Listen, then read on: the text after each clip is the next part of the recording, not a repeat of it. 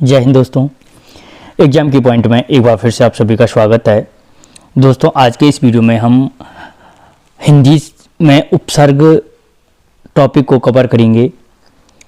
उपसर्ग से संबंधित यहाँ पे आपका कोई भी क्वेश्चन नहीं छूटेगा। यहाँ पर जहाँ भी आपको हिंदी पूछी जाती है या इससे पहले के एग्जाम में जो मोस्ट इम्पॉर्टेंट उपसर्ग से संबंधित क्वेश्चन आ रखे हैं वो इस वीडियो में हम कवर करेंगे।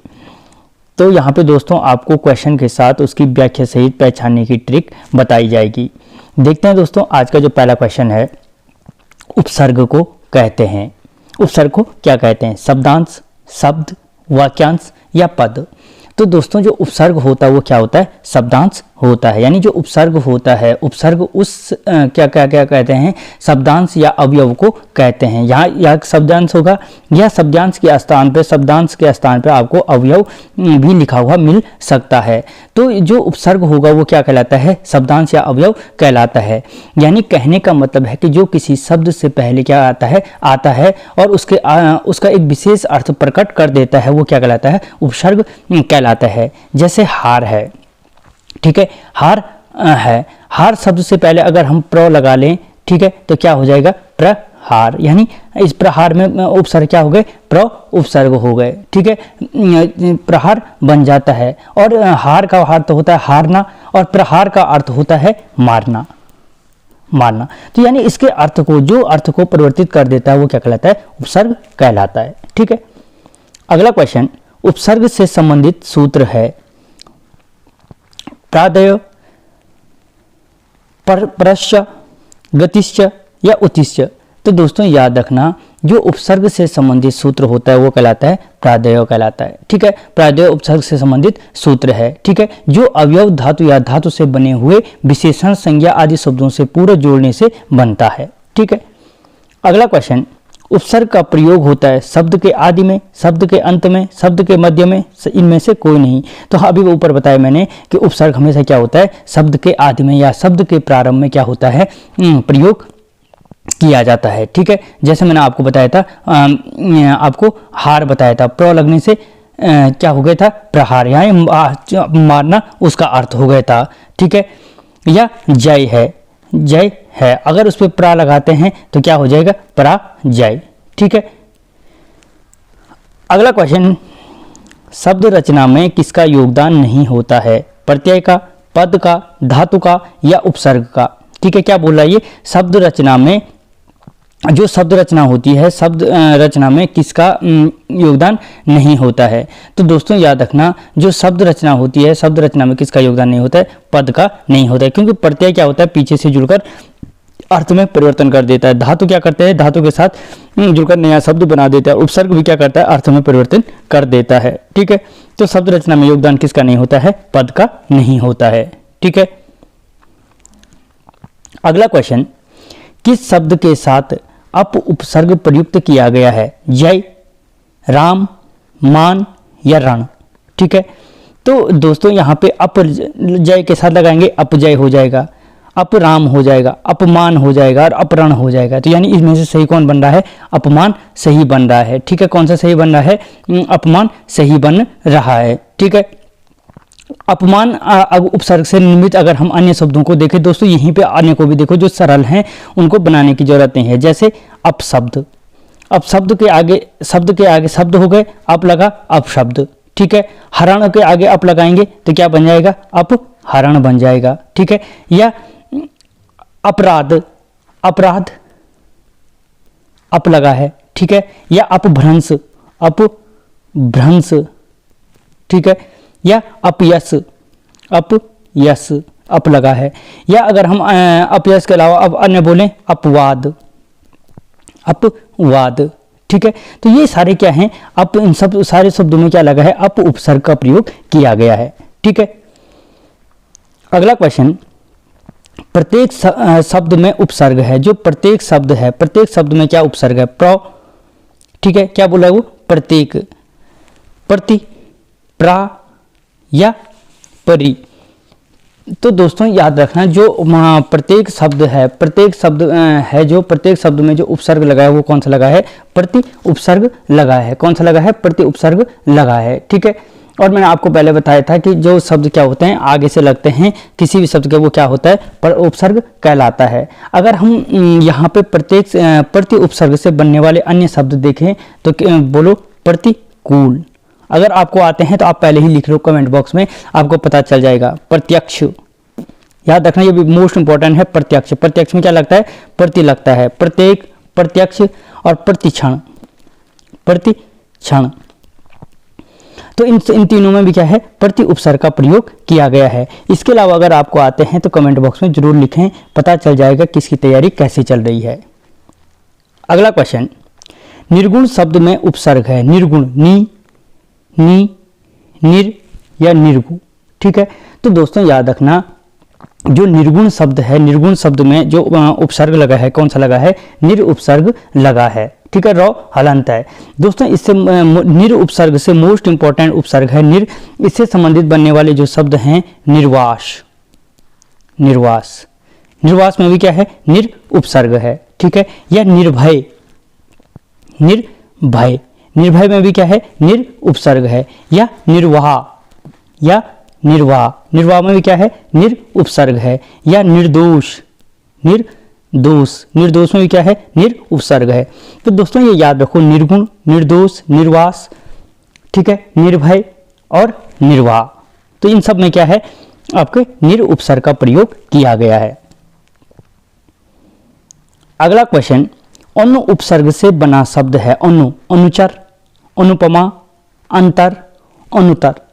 तो दोस्तों याद रखना जो अनु उपसर्ग से जो बना हुआ शब्द है वो कौन है, जो सही शब्द है अनुचर है। कौन सा है, अनुचर है, ठीक है। और अभी तक यहाँ पूछे नहीं जाते हैं कि संस्कृत का उपसर्ग कौन सा है, हिंदी उपसर्ग कौन सा है, ठीक है। लेकिन अगर कभी पूछा जाए तो याद रखना जो अनु है वो क्या है, संस्कृत भाषा का उपसर्ग है। और अनु का अर्थ होता है क्या, क्रम, पीछे या समानता। इन तीन शब्दों के, तीन चीजों के लिए प्रयोग किया जाता है। क्रम, पीछे या समानता के लिए अनु का प्रयोग किया जाता है। यदि हम अनु उपसर्ग से बनने वाले शब्दों को देखें तो जैसे होगा कहीं पे अनुगमन, अनुगमन, अनुगमन में कौन सा है, अनु उपसर्ग है। या अनुस्वर, अनुस्वर में क्या होगा, अनु उपसर्ग होगा। या अनुरूप, अनुरूप में भी क्या होगा, अनु उपसर्ग होगा। या अनुज, याद रखना इससे पहला रखा, अनुज में भी क्या होगा, अनु उपसर्ग होगा। या अनुशासन, अनुशासन में क्या होगा, अनु उपसर्ग होगा। या अनुकरण, अनुवाद, अनुक्रम, ये क्या है, आदि अनु उपसर्ग से बनने वाले शब्द हैं। अगला क्वेश्चन, संयोग शब्द में उपसर्ग एवं मूल कौन से हैं, श धन योग, स धन योग, शम धन योग या सन धन योग, संयोग, ठीक है। तो दोस्तों याद रखना जो संयोग शब्द में क्या है, सम उपसर्ग का प्रयोग हुआ है और जो मूल है वो क्या है, योग है। वो मूल शब्द क्या है, योग है। या अगर हम इस सम उपसर्ग से बनने वाले अन्य शब्दों को देखें तो इसमें अन्य शब्द अगर हम इससे देखें कि जो इसमें सम उपसर्ग से बने हुए शब्द हैं वो कौन कौन से हैं, तो याद रखना संस्कृत मोस्ट इंपॉर्टेंट है, आता रहता है। संस्कृत, संस्कृत में कौन सा है, सम उपसर्ग है, ठीक है। संग्रह, संग्रह, संग्रह में भी क्या है, सम उपसर्ग है। या संतोष, सम उपसर्ग है, ठीक है। या संस्कार, संस्कार, संस्कार में भी क्या है, सम उपसर्ग का। या संरक्षण, संरक्षण, संरक्षण में भी क्या है, सम उपसर्ग का प्रयोग किया गया है। दोस्तों मोस्ट इंपॉर्टेंट है ये सम उपसर्ग, ठीक है। अगला क्वेश्चन, संतोष शब्द में उपसर्ग है, अभी बताया मैंने संतोष में सम उपसर्ग है। संतोष में कौन सा है आपका, जो संतोष है, संतोष में कौन सा उपसर्ग है, सम उपसर्ग का प्रयोग किया गया है, ठीक है। इससे अलावा संगम, संवाद, संस्कार, संयुक्त, एक और याद रखना संयुक्त, संयुक्त, संयुक्त में भी क्या है, सम उपसर्ग का प्रयोग, सम उपसर्ग का प्रयोग किया गया है, ठीक है। अगला क्वेश्चन, निरभिमानी शब्द में मूल शब्द है, जो निरअभिमानी है, निरभिमानी शब्द है उसमें कौन सा मूल शब्द है, मान, अभिमानी, अभिमान या मानी। तो दोस्तों याद रखना जो निरभिमानी शब्द है उसमें से जो मूल शब्द है वो कौन सा है, मान मूल शब्द है, ठीक है। मूल शब्द का मतलब होता है जिस शब्द के आगे क्या है, उपसर्ग जोड़ करके बनाया गया है और जो शब्द बचता है वो क्या है, मूल शब्द कहलाता है, ठीक है। निरभिमान, तो मान क्या हो गए, मूल शब्द है, ठीक है। अगला क्वेश्चन, प्रत्ययपर्ण में उपसर्ग है, प्रत्ययपर्ण मोस्ट इंपॉर्टेंट है, याद रखना। प्रत्ययपर्ण में उपसर्ग है प्र, प्रति, प्रत्यय या पर। तो दोस्तों याद रखना, जो प्रत्ययपर्ण है, प्रत्ययपर्ण में क्या है, प्रति उपसर्ग का प्रयोग किया गया है। ठीक है, किस उपसर्ग का, प्रति उपसर्ग का प्रयोग किया गया है। और प्रत्ययपर्ण के अगर हम संधि विच्छेद करेंगे तो क्या हो जाएगा, प्रतिधन अर्पण हो जाएगा, प्रतिधन अर्पण हो जाएगा। तो ये क्या हो गया, प्रत्ययपर्ण। ठीक है, और उपसर्ग कौन सा हो गया, प्रति उपसर्ग का प्रयोग किया गया है। अगर हम प्रति के अन्य शब्दों की बात करें जिनमें है, तो प्रतिक्षण, प्रतिक्षण। ठीक है, क्या है, प्रति उपसर्ग का प्रयोग किया गया है, या प्रतिध्वनि। इसीलिए दोस्तों ये सरल हैं, इनकी एमसीक्यू नहीं बनाए हैं। प्रतिध्वनि या प्रतिनिधि, प्रतिनिधि या प्रतिदान, प्रतिदान। और मोस्ट इंपॉर्टेंट है प्रत्ययपर्ण के बाद जो है वो याद रखना, प्रत्युपकार। प्रत्युपकार, प्रत्युपकार में भी क्या है, प्रति उपसर्ग का प्रयोग किया गया है। ठीक है, प्रत्युपकार और प्रत्ययपर्ण ये दो मोस्ट इंपॉर्टेंट है जो कंफ्यूज कर सकते हैं। ठीक है, अगला क्वेश्चन, उत उपसर्ग का अर्थ है श्रेष्ठ, नीचा, उद्गम या अत्यधिक। तो दोस्तों याद रखना, जो उत उपसर्ग है, उत उपसर्ग का अर्थ होता है श्रेष्ठ। क्या होता है, श्रेष्ठ या ऊंचा दे रखा होगा आपको, श्रेष्ठ या ऊंचा। ठीक है, या ऊपर। ये क्या है, उत उपसर्ग, उत कर दो, उत उपसर्ग का क्या होता है, अर्थ होता है। और उत उपसर्ग से बने हुए शब्द अगर हम देखें तो उत्कर्ष, उत्कर्ष, उत्कर्ष में क्या है, उत उपसर्ग है, ये उत उपसर्ग है। या उत्तम, उत्तम। ठीक है, या उत्पत्ति, उत्पत्ति, उत उपसर्ग का प्रयोग किया गया। उत्कर्ष, उत्तम, उत्पत्ति, इन सब में क्या है, उत उपसर्ग का प्रयोग किया गया है। ठीक है, अगला क्वेश्चन, प्रत्येक शब्द में उपसर्ग है, प्रत्येक शब्द में उपसर्ग। आगे बताया जाए प्र, प्रति, प्रा या परि। तो दोस्तों याद रखना, जो प्रत्येक शब्द में उपसर्ग है वो कौन सा है, प्रति है। और इससे आगे भी बताया था मैंने आपके, इससे सब बनने वाले शब्द प्रतिकूल, क्या है, प्रति, या प्रत्यक्ष, प्रति उपसर्ग, या प्रतिक्षण, प्रति उपसर्ग का प्रयोग किया गया है। प्रतिकूल, प्रत्यक्ष, प्रतिक्षण। तो इनमें से मुख्य जो है प्रत्यक्ष है। प्रत्यक्ष में याद रखना, प्रति उपसर्ग का प्रयोग किया जाता है। ठीक है, अगला क्वेश्चन, अवनत शब्द में प्रयुक्त उपसर्ग है, जो अवनत है, अव, अवन या नत।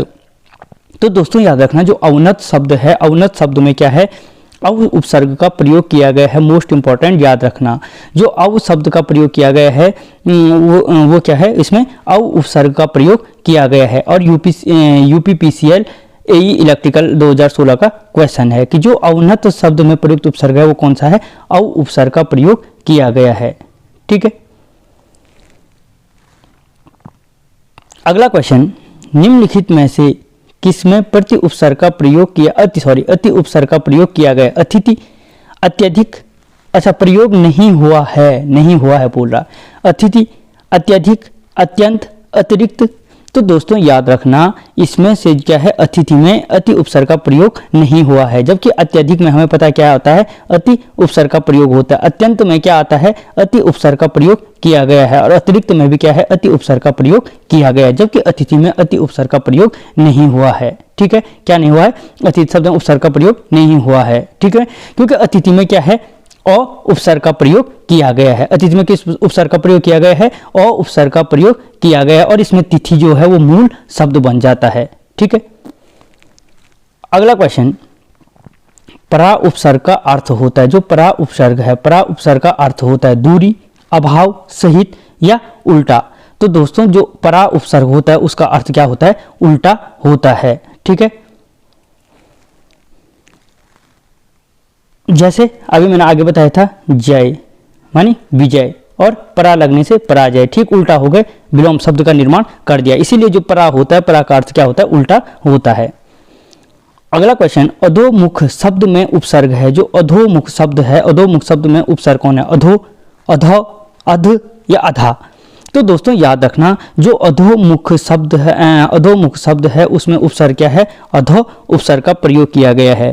क्योंकि एक चीज याद रखना, अगर हम अधोमुख का संधि विच्छेद करेंगे तो क्या बन जाएगा, अधोधन मुख। दोस्तों याद रखना, अगर आपको संधि आती है ढंग से तो आपको उपसर्ग और प्रत्यय कभी भी गलत नहीं हो सकते हैं। तो अधो और मुख हो जाएगा, ठीक है। या अधोगति, इसमें भी क्या है, अधो है, ठीक है। अधोगति, अधोगति में भी क्या हो जाएगा, अधो और धन गति हो जाएगा। या मनोयोग, मनोयोग में भी क्या हो जाएगा, मनो धन योग, ठीक है। या निष्पाप, ये याद रखना, मोस्ट इंपॉर्टेंट है, निष्पाप, नि धन पाप। और दोस्तों इनमें सब में मुझे आप कमेंट करके ये जरूर बताना कि इनमें कौन सी संधि होगी। अगला क्वेश्चन, अत्यंत शब्द में उपसर्ग है अ, अत, अति या अत। तो दोस्तों याद रखना, जो अत्यंत शब्द है, अत्यंत शब्द में उपसर्ग कौन सा हो जाएगा, अति उपसर्ग हो जाएगा। अभी मैंने आगे भी बताया था, अत्यंत में कौन सा उपसर्ग होगा, अति उपसर्ग होगा। या अति उपसर्ग से बनने वाले अगर हम अन्य शब्दों को देखें तो जैसे अत्यधिक, अत्यधिक, अत्यधिक में कौन सा है, अति उपसर्ग का प्रयोग किया गया है। या अतिरिक्त, अतिरिक्त, अतिरिक्त में क्या है, अति उपसर्ग का प्रयोग किया गया है। या अतिशय, अतिशय में क्या है, अति उपसर्ग का प्रयोग किया गया है, ठीक है। अगला क्वेश्चन, संगम शब्द में उपसर्ग है। जो संगम शब्द है, संगम शब्द में किस उपसर्ग का प्रयोग किया गया है, श, सम, सम या सन। तो दोस्तों याद रखना, जो संगम शब्द है, संगम शब्द में उपसर्ग का प्रयोग किया गया है कौन सा, सम उपसर्ग का प्रयोग किया गया है। अगर हम इस सम उपसर्ग से बनने वाले अन्य शब्दों को देखें, ठीक है, तो इससे क्या बन जाएगा, संयोग, संयोग, संयोग में कौन सा है, सम उपसर्ग है, ठीक है। या संस्कार, या संस्कार, संस्कार में क्या है, सम उपसर्ग है। या सम्मान, सम्मान कौन सा है, सम उपसर्ग है। या संस्कृत कौन सा है, सम उपसर्ग है, ठीक है। तो दोस्तों ये मोस्ट इंपॉर्टेंट यहाँ पे उपसर्ग हो गए हैं।